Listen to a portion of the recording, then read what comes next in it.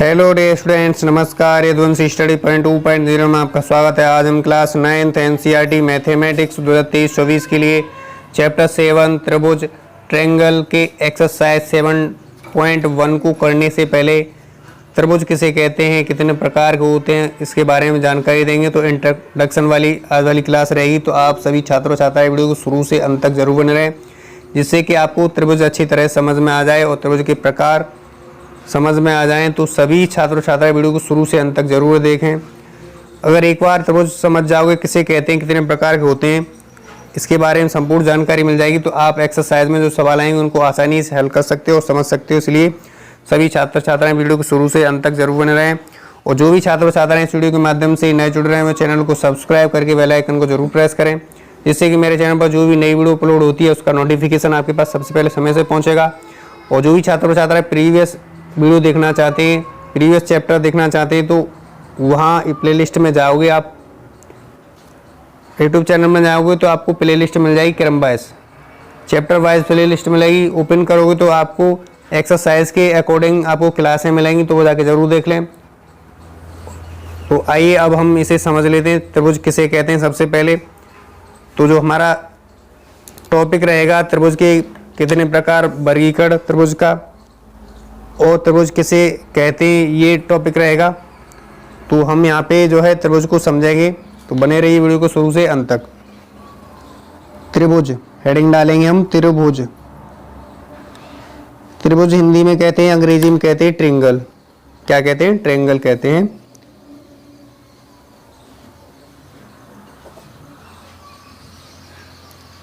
Triangle अंग्रेजी में कहते हैं। अब इसे अच्छी तरह से हम समझ लेंगे आसानी से, ठीक है। तो बने रहिए वीडियो को शुरू से अंत तक, आपको अच्छे समझ में आ जाएगा, ठीक है। तो त्रिभुज किसे कहते हैं? जैसे ये तल है हमारा, ठीक है, तल है, तो किसी तल में तीन प्रतिच्छेदी रेखाएं एक बंद आकृति बना देती हैं। कहने का मतलब यह है कि जो त्रिभुज होता है वो समतल पर तीन प्रतिच्छेदी रेखाओं से बनी एक बंद स्थलीय आकृति होती है, उसे ही हम क्या कहते हैं, त्रिभुज का नाम देते हैं, ठीक है। तो सबसे पहले हम समझ लेंगे, बना के समझेंगे, फिर आपको डेफिनेशन के माध्यम से अच्छी तरह से समझ में आ जाएगा, ठीक है। तो बने रहिए वीडियो को शुरू से अंत तक। तो यहाँ पे जो है समझ लेंगे। तो यहाँ से हम सबसे पहले एक रेखा खींचते हैं। हमने यहाँ से त्रिभुज की आकृति बना ली है। त्रिभुज को तो आप सभी जानते हैं होंगे। तो ये हमारा जो त्रिभुज बना, वो इसमें तीन भुजाएं, एक भुजा ये यहाँ से यहाँ तक है, दूसरी भुजा यहाँ से यहाँ तक है और तीसरी भुजा ये है, ठीक है। तो तीन आकृतियों का समूह है। तीन आकृतियों को क्या कर दिया है, परिच्छेद कर रही है एक दूसरे को, और तीन आकृतियों को बंद कर दिया गया है। जब बंद कर दिया गया है तो वो आकार किसका लेता है, त्रिभुज का लेता है। तो इसको ए मान लें और इसको बी मान लेते हैं और इसको मान लेते हैं सी, ठीक है। तो हमारे पास ए और बी और सी क्या है, त्रिभुज बन गए, तैयार हो गए, ठीक है। हमने पहले वैसे ही समझाया, तीन भुजाएं परस्पर जो है प्रतिच्छेदी रेखाओं से बना, तीन प्रतिच्छेदी रेखाओं से बनाई गई एक जो है बंद समतलीय आकृति होती है। समतलीय आकृति होती है, उसे हम क्या कहते हैं, त्रिभुज कहते हैं। तो इसे ही हम यहाँ पे डेफिनेशन लिख लेंगे। यहाँ पे तो लिखेंगे किसी तल में, लिखेंगे किसी तल में तीन प्रतिच्छेदी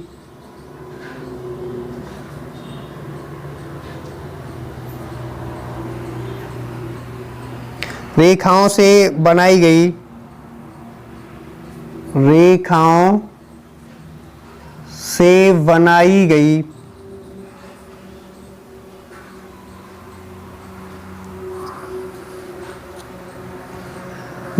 गई एक बंद समतली आकृति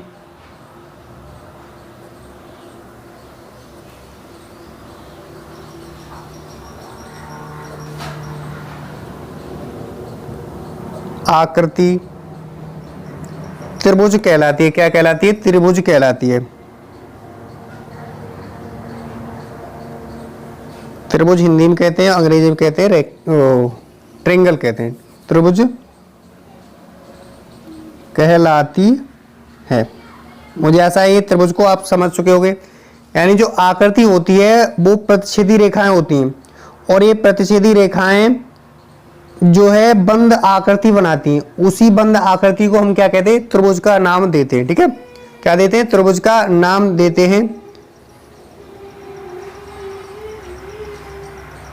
यहां देखेंगे तो जो हमारा है, यहां त्रि का मतलब होता है त्रिस, भुज, भुजा होती हैं।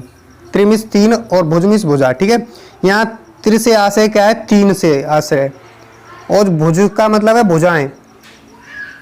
तो एक त्रिभुज में कितनी भुजाएं होती हैं? यहां से समझ लो, यहां से समझ गए होगे कि त्रि का मतलब होता है त्रि का आशय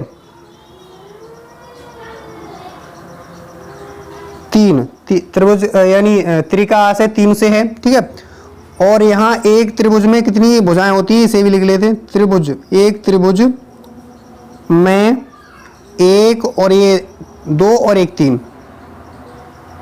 तीन भुजाएं और तीन ही कोण होते हैं। क्या होते हैं? तीन ही कोण होते हैं। ये ए कोण कहलाएगा, ये ए कोण, ये बी कोण और ये सी कोण। तो तीन कोण हो गए और तीन ही भुजाएं हो गई।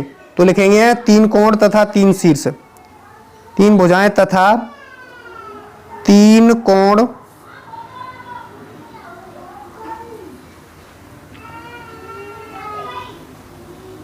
तीन शीर्ष। शीर्ष समझते हो? ये शीर्ष, ये शीर्ष है, ये शीर्ष कहलाता है। ये शीर्ष एक, ये शीर्ष हो गए। ठीक है, तो ये शीर्ष होते हैं, ठीक है लिख लो चाहे होते। ठीक है, होते हैं तथा इसे इस चिन्ह से प्रदर्शित करते हैं।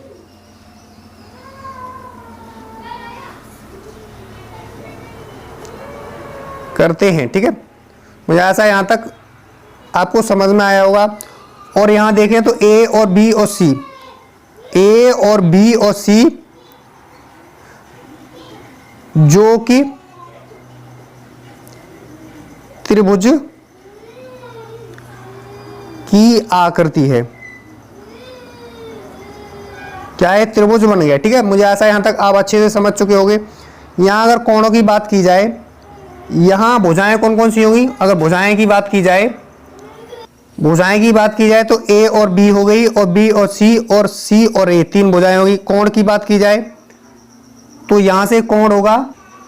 कोण की बात की जाए तो ए बी सी तीन कोण हो गए। ठीक है, और शीर्ष की बात की जाए, शीर्ष, तो शीर्ष ए हो गया और बी और सी शीर्ष हो गए। ठीक है, और इसके तीनों कोणों का योग की बात की जाए, लिखेंगे त्रिभुज,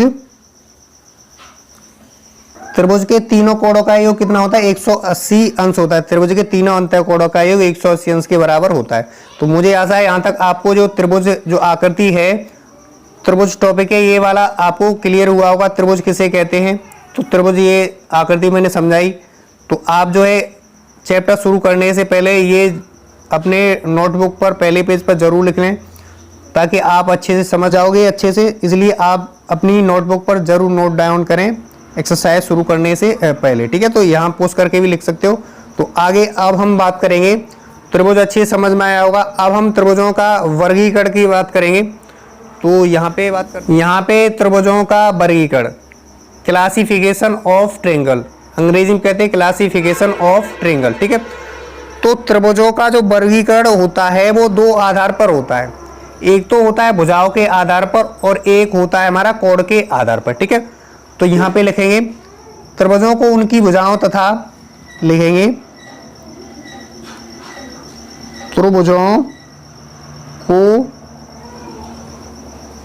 त्रिभुजों को उनकी आकृति तथा उनके कोणों के आधार पर निम्न प्रकार वर्गीकृत किया गया है। ठीक है, तो यहाँ पे अब समझते हुए चलिए। तो यहाँ पे लिखेंगे जो है त्रिभुज, यहाँ त्रिभुज होगा। ठीक है, यहाँ क्या होगा, यहाँ हमारा त्रिभुज होगा। ठीक है, अब इसका एक तो भुजाओं के आधार पर लिखेंगे इस तरफ, और इस तरफ लिखेंगे कोणों के आधार पर। ठीक है, तो यहाँ लिखेंगे भुजाओं के आधार पर,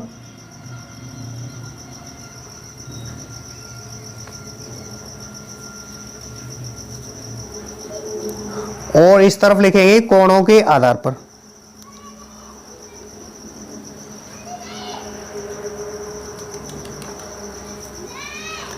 मुझे आशा है आप सभी छात्र छात्रा अच्छे से समझ रहे होंगे इस बात को। ठीक, अब हमारा सबसे पहले लेंगे भुजाओं के आधार पर त्रिभुज कौन कौन से होते हैं उनको हम लिखेंगे, फिर उनको समझाएंगे अच्छी तरह से।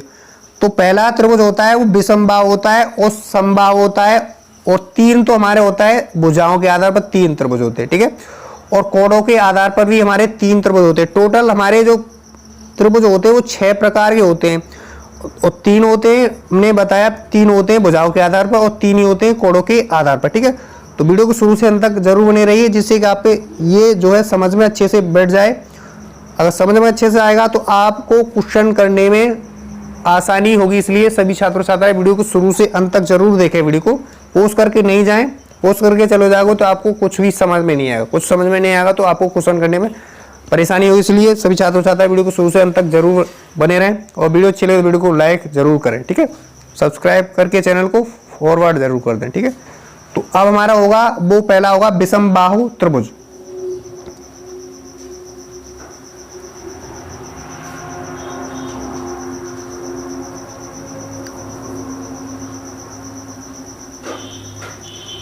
विषमबाहु त्रिभुज, विषम का मतलब ये होता है कि इसमें विषम, विषम का मतलब अलग अलग, ऐसे समझो विषमबाहु त्रिभुज होता है, उसमें क्या होता है कि जो भुजाएं होती हैं, त्रिभुज में 3 भुजाएं होती हैं, समझाया, और जो तीनों भुजाएं होती हैं इसमें क्या होता है, तीनों भुजाएं समान नहीं होती, असमान होती, कोई बड़ी होगी कोई छोटी होगी, कोई उससे भी छोटी होगी। तो इसका मतलब विषम का मतलब है जो भुजाएं होती हैं विषम मीन्स असमान। ठीक है, और बाहु मीन्स भुजाएं, और त्रिभुज मीन्स त्रिभुज होता है। ठीक है, तो इसकी भुजाएं क्या होता है, कोई भुजाएं समान नहीं होती, इसके लिए लिखेंगे कोई भुजा समान नहीं, इतना बात लिख देंगे। ठीक है, जैसा यहां तक आप समझ चुके हो विषमबाहु त्रिभुज को। ठीक है, अब दूसरा वाला होता है, यहां पे लिखेंगे दूसरे वाले को, वो होता है समबाहु। सम मीन्स समान, बाहु मीन्स भुजाएं, त्रिभुज की ऐसा त्रिभुज जिसकी सभी भुजाएं, यानी सभी भुजाएं का मतलब तीनों भुजाएं समान हो, समबाहु त्रिभुज कहलाता है। मैंने एक एक पॉइंट को क्लियर करते हुए आपको समझाया, इस तरह से समझाया, आपके माइंड में जरूर फीड हो जाएगा, आप नहीं भूलोगे। इसलिए मेरा पर्पज यही रहता है कि प्रत्येक बच्चा अच्छे से समझ में आए, अच्छे से पढ़े, अच्छे से अपनी प्रिपरेशन कर पाए, और जो नॉर्मल बच्चा है वो भी अच्छे से समझ पाए, और जो होशियार बच्चा है वो भी समझ पाए। इसलिए मेरी वीडियो थोड़ी लंबी हो जाती है, अन्यथा न लिया करें, वीडियो को शुरू से अंत तक जरूर बने रहा करें। तो आइए आगे शुरू, ऐसे इसी क्रम में आगे चलते हैं। तो हमारा जो है अगला त्रिभुज है दूसरा, भुजाओं के आधार पर दूसरा त्रिभुज है, वो पहला था विषमबाहु। ठीक है, दूसरा था समबाहु, दूसरा है हमारा समबाहु त्रिभुज। इससे ही हमें अर्थ मालूम पड़ रहा है, जो हमारा जिस तरीका से नाम रखा है इसी से हमें मालूम पड़ रहा है, सम मीन्स समान और बाहु मीन्स भुजा और त्रिभुज, यानी ऐसी आकृति, यानी ऐसा त्रिभुज जिसकी भुजाएं क्या हो, सभी भुजाएं समान हो, यानी तीनों भुजाएं समान हो, समबाहु त्रिभुज कहलाता है। तो यहां पे लिख देंगे, शॉर्ट में लिख देंगे तीनों भुजाएं समान। मुझे आशा है यहां तक आपको क्लियर होता जा रहा होगा, अच्छे से समझ में आ रहा होगा। ठीक है, तो इसी क्रम में हम आगे भुजाओं के आधार पर तीसरा है, उसे लिखेंगे समद्विबाहु। समद्वि, सम मीन्स समान, द्वि मीन्स दो, बाहु मीन्स भुजाएं, ऐसी आकृति यानी ऐसा त्रिभुज जिसकी 3 भुजाओं में 2 भुजाएं समान हो, वो त्रिभुज क्या कहलाता है, समद्विबाहु त्रिभुज कहलाता है। तो डेफिनेशन भी लिख सकते हो इस तरह से, मैंने इस शॉर्ट तरीका से समझाया हुआ है, यहाँ पे जो फिगर बनाया हुआ है, ये फिगर बनाया है, इसके माध्यम से हम शॉर्ट तरीके से समझ रहे हैं, और लॉन्ग वे में समझो तो आप डेफिनेशन भी लिख सकते हो। डेफिनेशन में बोल रहा हूं कि समद्विबाहु का मतलब होता है ऐसी आकृति, यानी ऐसा त्रिभुज जिसकी समद्यु, सम्मित समान, द्विमिष दो भुजाएं, बाहुमिष भुजाएं, ऐसा त्रिभुज जिसकी दो भुजाएं समान होती है समद्विबाहु त्रिभुज कहलाता है। ऐसे डेफिनेशन लिख लेना, अपने नोट डाउन कर लेना फिर नोटबुक में, ठीक है। तो आगे हम इसको ही लिख लेते समद्विबाहु,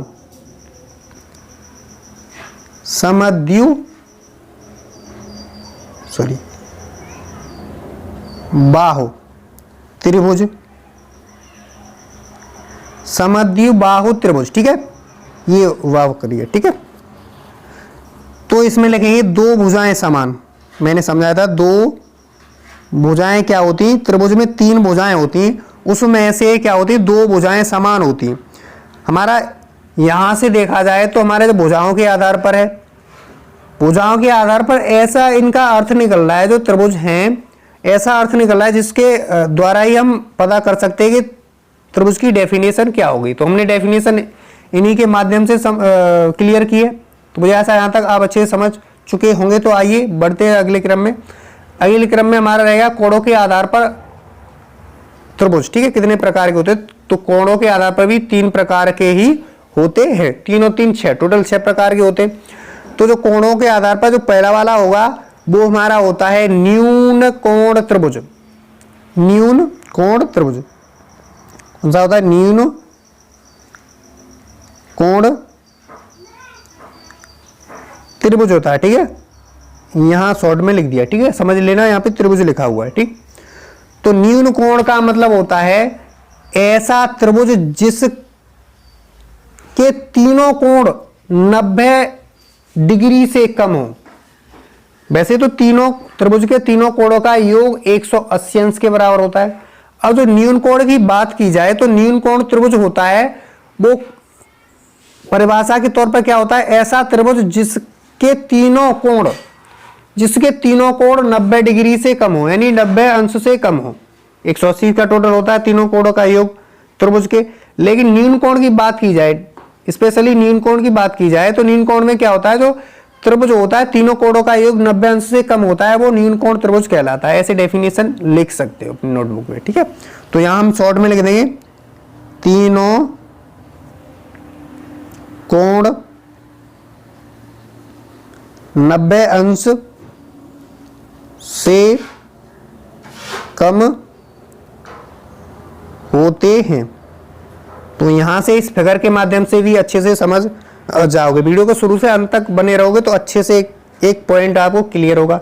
पॉइंट क्लियर होगा तो सवालों में आपको दिक्कत नहीं होगी तो आप आसानी से सॉल्व कर सकते हो। इसलिए बने रहिए वीडियो को शुरू से अंत तक। पहला हो गया कोणों के आधार पर न्यून कोण, और जो दूसरा वाला है वो होगा अधिक कोण। अधिक का मतलब अधिक, और हमने न्यून कोण की बात की थी, इसमें क्या था 90 अंश से कम की बात कर रहा है।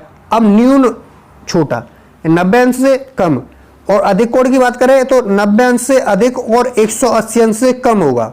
इसका जो अधिक कोण की माप की जाए तो इसमें होगा त्रिभुज तीनों कोणों का योग जो हुआ हमारा अधिक कोण, उसमें क्या होगा 90 अंश से अधिक होगा कोण और 180 अंश से कम होगा, तो वो क्या कहलाएगा, वो अधिक कोण कहलाएगा। तो डेफिनेशन सुन लीजिए, ऐसा त्रिभुज जिसके कोणों की माप 90 अंश से तो अधिक तथा 180 डिग्री से कम हो तो वह कोण अधिक कोण कहलाएगा, ठीक है। तो यहां पे लिख लेते हैं इसे, अधिक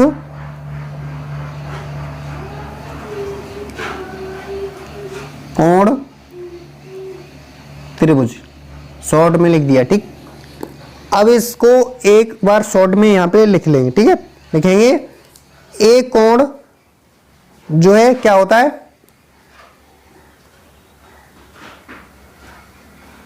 इसका क्या है, एक कोण, जो एक कोण होता है वो क्या होता है, एक कोण 90 डिग्री से अधिक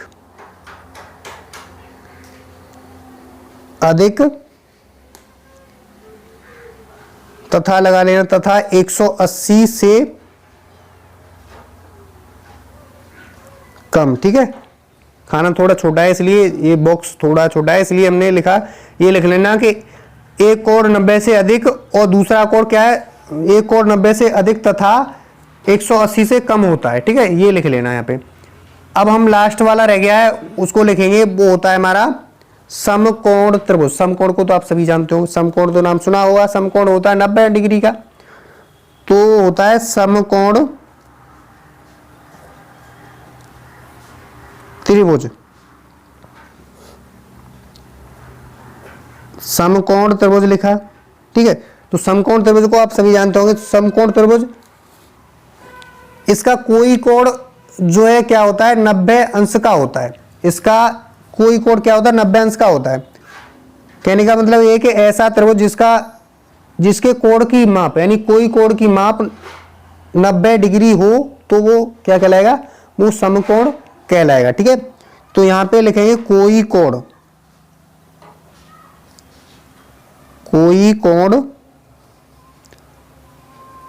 यहां एक कोण लिखो, कोई एक कोण जो है 90 अंश का होता है। मुझे ऐसा यहां तक आप अच्छे से क्लियर हुआ होगा सभी छात्रों छात्राओं के। तो इसी क्रम में हम आगे बढ़ते हैं। आगे हम समझेंगे सर्वांग सम। आगे हमारा पॉइंट रहेगा, वो रहेगा सर्वांग सम आकृतियां रहेगा, इसे कहते हैं कैंगुरे। समझ लेंगे तो बने रहिए वीडियो को शुरू से अंत तक। तो सर्वांग सम को समझते हैं। यहां से सर्वांग सम को लिखेंगे, दो आकृतियां सर्वांग सम कहलाती हैं यदि वे क्या हो, समान। हम फिगर के माध्यम से ही समझ लेते हैं, ठीक है। तो हमारा जो फिगर रहेगा वो रहेगा यहाँ पे, ये फिगर है इसका। तो सर्वांग सम कब होगा, जब ये दो आकृतियां दिखाई दे रही हैं, ये दोनों आकृतियां जो है समान हो, दोनों आकृतियां आपस में समान हो, तब होंगी सर्वांग सम होंगी, ठीक है। तो यहां पे हम इसे डेफिनेशन लिख लेंगे, यहां से समझिए। यानी दो आकृतियां सर्वांग सम कहलाती हैं यदि वे समान आकृति और आकार की होती हैं, तो क्या कहलाती हैं सर्वांग सम। उदाहरण के लिए देखिए, उदाहरण के लिए जैसे कि दो समान त्रिज्या वाले वृत्त, दो वृत्त हैं, उनकी त्रिज्याएं क्या है, समान है, तब वो सर्वांग सम कहलाएगा। और जैसे ही दो जो है वर्ग हैं, उनकी जो है भुजाएं समान हो, तब क्या कहलाएगा, सर्वांग सम कहलाएगा। तो उदाहरण के लिए यहां पे लिख लेते हैं, समान जो है त्रिज्या वाले दो वृत्त हों और समान ही जो है भुजाओं के दो वर्ग हों, सर्वांग सम कहलाते हैं। यहां तक मुझे ऐसा है क्लियर हुआ पॉइंट।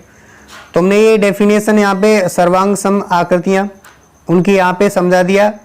यानी दो आकृतियां सर्वांग सम तब होती हैं यदि वे समान आकृति और आकार की होती हैं, तब वे सर्वांग सम होती हैं, ठीक है। तो आगे हम बढ़ेंगे। तो आगे है त्रिभुजों की सर्वांग समता। सर्वांग समता, कैंगुरेंस ऑफ ट्रिंगल्स। तो सर्वांग सम समझेंगे, ठीक है। तो सर्वांग सम त्रिभुज का सर्वांग सम समझेंगे। तो आइए बने रहिए वीडियो को शुरू से अंत तक, ठीक है। तो त्रिभुज कब सर्वांग सम होंगे, दो त्रिभुज सर्वांग सम होते हैं यदि एक त्रिभुज की भुजा और कोण दूसरे त्रिभुज के संगत भुजा और कोणों के बराबर हो, ठीक है।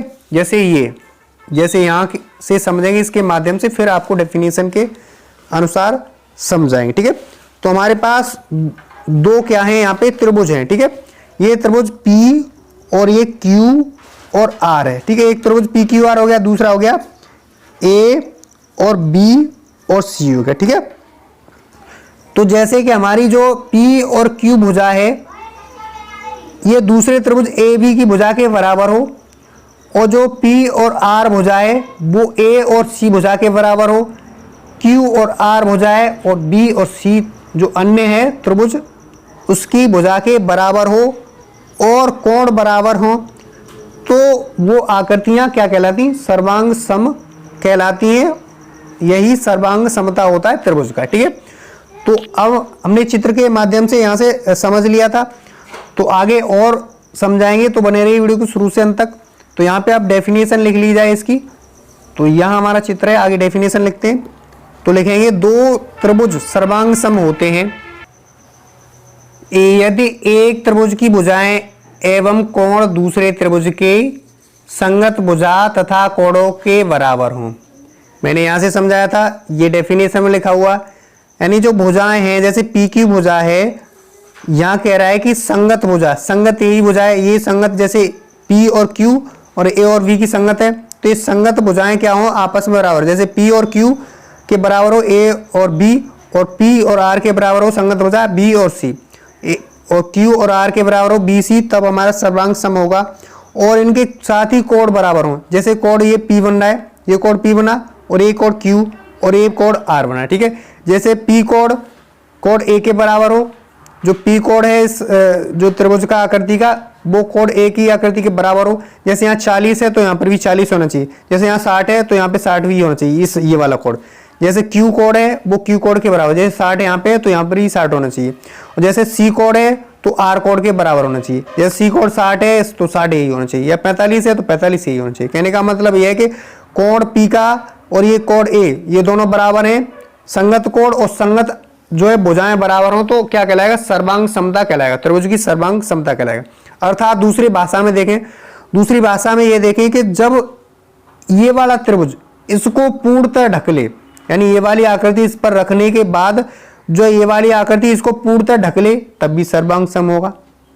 कहने का मतलब ये वाली आकृति इसके ऊपर रख दी जाए तो जो है इस आकृति को ये वाली आकृति पूर्णतः ढक लेती है, तब भी सर्वांग सम होता है। तो इसी से रिलेटेड जो अन्य सवाल आएंगे, इसलिए मैंने टॉपिक लिया हुआ है, पहले समझा देंगे तो आपको अच्छी तरह से क्लियर हो जाएगा तो आप सवाल आसानी से कर सकते हो। तो दूसरी भाषा में लिख लेंगे इसको यहाँ पे, या तो लिखेंगे यदि, यानी जब दोनों आकृतियां लिखा है एक त्रिभुज दूसरे त्रिभुज को पूर्णतः ढक लेता है, तब दोनों त्रिभुज सर्वांग सम होते हैं। यानी मैंने समझाया था, इस आकृति को इस आकृति पर रख दिया जाए, ये दोनों त्रिभुज हैं, ऐसा आकृति को इस आकृति पर रख दिया जाए तो पूर्णतः ढक लेता है, तब हमारा क्या होगा, सर्वांग सम होगा, दोनों त्रिभुज क्या होंगे, सर्वांग सम होंगे, ठीक है। तो आगे क्वेश्चनों में यही आएगा। तो अब हम इसके माध्यम से समझ लेते हैं, ठीक है। तो यहाँ समझेंगे, जैसे कि हमारी पी और क्यू भुजा है, भुजा के आधार पर देखें, तो यहाँ भुजा के आधार पर यहाँ से देख लें, तो इसे लिख लेंगे यहाँ पे। तो जो भुजा है, भुजा के आधार पर देखते हैं, तो हमारी जो पी और क्यू भुजा है, जैसे पी और क्यू भुजा है वो बराबर हो ए और बी के, ए और बी के बराबर हो, ठीक है। और दूसरी भुजा कौन सी, पी और आर भुजा है, कितनी, कौन सी भुजा है, जो है पी और आर, पी और आर भुजा है, जैसे पी और आर भुजा है वो बराबर हो, पी और आर किसके बराबर हो, ए और सी के बराबर हो, ए और सी के, ठीक है। ऐसे ही ये वाली भुजा इसके बराबर होगी और ये वाली भुजा इसके बराबर होगी। जैसे ही क्यू और आर भुजा लिखेंगे, क्यू और आर भुजा किसके बराबर हो, बी और सी भुजा के, बी सी भुजा के बराबर हो, ये वाली भुजा इसके बराबर संगत भुजा है, ठीक है। तो यहाँ से इसके माध्यम से समझ गए, यानी इसके माध्यम से समझ गए, ठीक है। ये भुजा के आधार पर, ठीक है, और कोण के आधार पर ही होता है। तो कोण के आधार पर क्या होता है, कोण के आधार पर, जैसे कोण के आधार पर देखें तो कोण, जैसे कि पी कोण बराबर हो ए कोण के, ठीक है, क्या लिखेंगे, कोण पी बराबर हो कोण ए के, ठीक है। ऐसे ही कोण पी हो गया, ऐसे ही कोण ए बराबर हो कोण वी के, कोण क्यू बराबर हो कोण वी के, कोण क्यू बराबर हो किसके, कोण बी के बराबर हो, तब सर्वांग सम होगा, ठीक है। और जैसे ही हमारा कोण आर और सी के बराबर हो, लिखेंगे कोण आर बराबर हो कोण सी के, तब हमारा जो आकृतियां होगी वो सर्वांग सम होगी, ठीक है। तो हम आगे लिखेंगे, इसकी चिन्ह लिख लेंगे, यहां लिखेंगे यदि त्रिभुज, हमारे पास P और Q और R बनना है त्रिभुज, लिखेंगे त्रिभुज P और Q R, कॉमा त्रिभुज दूसरा बनना है A और B और C। यहां से देखेंगे, यहां से समझ लें अच्छे से, यहां से देखेंगे त्रिभुज बनना है P और Q और R, और दूसरा त्रिभुज बनना है A और B और C, त्रिभुज बनना है A B और C बनना है, ठीक है, के सर्वांग सम है। तो इसके लिए चिन्ह कौन सा यूज किया जाएगा, तो यहां पे अच्छे से देख लें, त्रिभुज हमारे पास ये वाला है, P और Q और R लिखेंगे, P और Q और R लिखेंगे, PQR हो गया। तो यहाँ पे जो है एक बार बराबर का चिन्ह लगा लें और एक ये टेढ़ा सा चिन्ह लगा दें। ये सर्वांग सम का चिन्ह है, ये वाला जो चिन्ह है ये सर्वांग सम का चिन्ह है। और त्रिभुज हमारा होगा A और B और C, ABC, इसे ही लिखते हैं, ठीक है, लिखते हैं, ठीक है। मुझे आशा है यहां तक आपको ये सब टॉपिक जितने बार यहाँ पे समझाएं ये आपको अच्छे से क्लियर होंगे, एक एक पॉइंट आपको समझ में आया होगा, क्लियर हुआ होगा। तो बने रहिए ऐसे ही वीडियो के शुरू से अंत तक बने रहा करें, जिससे कि आपको प्रत्येक पॉइंट जो है क्लियर हुआ करे। ये जैसे यहाँ पे कहा जाए सवाल कैसे आते हैं, सवाल इसके माध्यम से ही समझा देता हूँ, ठीक है। जैसे कि मान लो ये 40 है तो ये भी 40 आएगा, ठीक है। सवाल में ये 50 का है,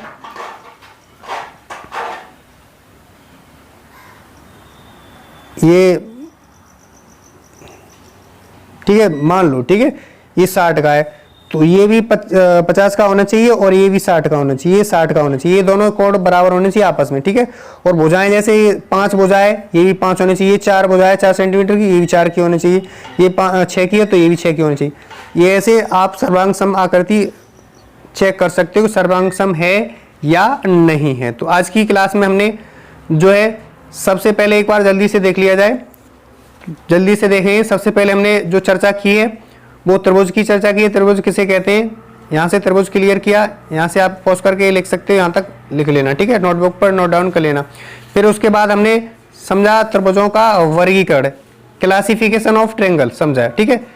तो त्रिभुजों की 2 प्रकार के होते हैं, एक तो भुजाओं के आधार पर त्रिभुज होते हैं और एक कोणों के आधार पर त्रिभुज होते हैं, ठीक है।